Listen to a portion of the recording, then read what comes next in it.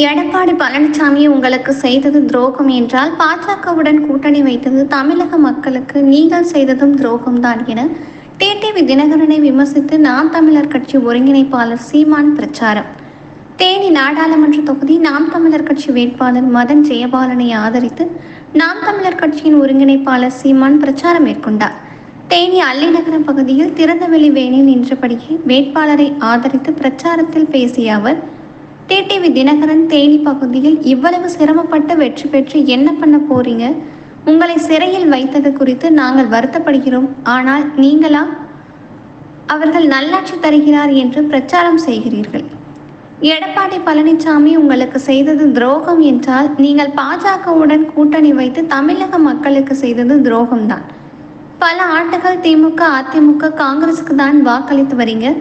அதனால் ஏதாவது மாற்றம் ஏற்பட்டு இருக்கிறதா என பேசிய சீமான் பின்னர் மைக் சின்னத்திற்கு பாட்டு பாடி வாக்கு சேகரித்தார். உழைக்கும் மக்கள் சின்னம் இந்த ஒளிவாங்கி சின்னம், யார் யாருக்கோ ஓட்டு போட்டோம், ஓட்டாண்டி ஆகி போயிட்டோம் என பாடல்களை பாடி மைக் சின்னத்தில் பொதுமக்கள் வாக்களிக்க வேண்டும் என பாடல் பாடி வாக்கு சேகரித்தார்.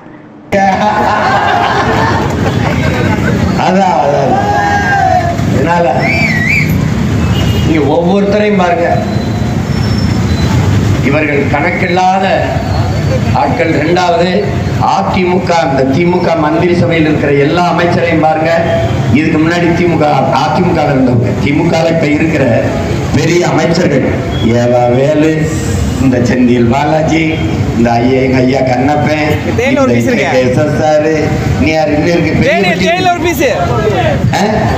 பொன்முடிங்கிற இவங்க எல்லாம் என்னன்னா, இந்த அதிமுக இருக்க வேண்டியது அங்கே கொஞ்சம் மங்கள டாப் நீங்க வந்து இப்ப அப்படித்தான் எங்க சகோதரர் தங்கம் தமிழ்ச்செல்வன் அங்க இருந்து பார்த்தாரு.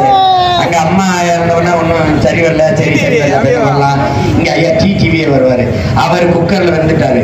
உடனே இது என்ன பண்றது, குக்கர் வேற மக்கள் பண்ணிடுச்சு, டாப்னு திமுக. ஐயா இப்ப இந்த வேலையில இப்ப இவர் நிக்கிறாரு, இங்கிட்டு எங்க ஐயா டிடிவி. எதுக்கு இப்ப நான்லாம் எங்க ஐயா என்ன சரிப்பட்ட முறையில் இவ்வளவு கஷ்டப்பட்டு எதுக்கு நீங்க எம்பிஐபி என்ன பண்ண முடியும்?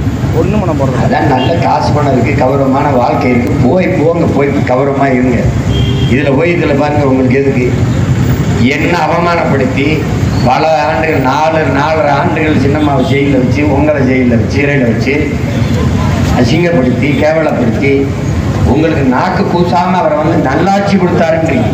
உங்களை தூக்கி உள்ள வச்சுட்டாங்க, கோவப்பட்ட நாங்கள் கொதிக்கிற வெயில்ல நிற்கிறோம். உள்ள இருந்து நீங்க வந்து நல்லா ஜெயில வச்சான், எங்களுக்கு அருமையா ஜெயில வச்சான். அதெல்லாம் எனக்கு கொடுமையா இருக்கு. எடப்பாடி செஞ்சது துரோகம் என்று நீங்கள் சொல்றது உண்மையானால், நீங்கள் இப்போது தமிழ் மக்களுக்கு செய்து கொண்டிருப்பதும் துரோகம்தான்.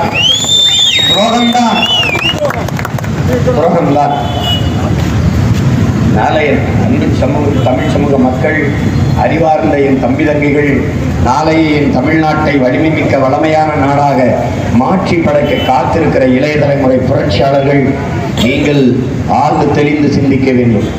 எந்த பாரு அண்ணன் இன்னைக்கு சொல்லித்தரம்பாரு, இந்திய கட்சி இருக்கு, இந்த பாரதிய ஜனதா, இந்த காங்கிரஸ் நமக்கு மட்டுமல்ல, தமிழ்நாட்டுக்கு மட்டுமல்ல, இந்தியாவில் இருக்கிற எந்த மாநிலத்திற்கும் அவன் வேணாம், அவன் தேவை கிடையாது. அவங்க வந்தாங்கன்னா அவங்க நாட்டை சர்வாதிகாரம் கொடுங்கோன்மை ஆட்சிக்கு தள்ளிடுவாங்க. இரண்டாவது, முதல்ல அந்த இனத்தின் அந்த மக்களின் மொழி அழிச்சிடும். அவனுக்கு ஒரே மொழி இந்தி, ஒரே மதம் இந்து, ஒரே நாடு, அது அவன் நாடு, அப்படிதான் வைப்பான். இந்த கோஷத்தை இந்த முழக்கத்தை முன்வைக்கிற இந்த சத்திக்கு வராங்க யாருன்னா நாடற்றவன் இந்த நாடை தனதாக்கிக் கொள்ள துடிக்கிறான். பாரத நாடை பைந்தமிழர் நாடு என்று தமிழ் இனம் தம்பி தங்கைகள் முழக்கமிடணும். இதுக்கு உனக்கு ஐயனுக்கு வரலாற்று சான்றுகளை நான் தருகிறேன். தெற்காசிய முழுமைக்கு பரவி வாழ்ந்தவர்கள் தமிழர்கள், மற்ற இனத்தவர்கள் எல்லாம் வந்து குடியேறியவர்கள் என்று ஹார்வர்ட் பல்கலைக்கழகத்தின் பேராசிரியர் பெருமக்கள் டோனி ஜோசப்பும் ரிச்சர்டும் மார்ட்டினும் தன் ஆய்வு கட்டுரையிலே நிறுவியிருக்கிறார்கள். ஏனென்றால்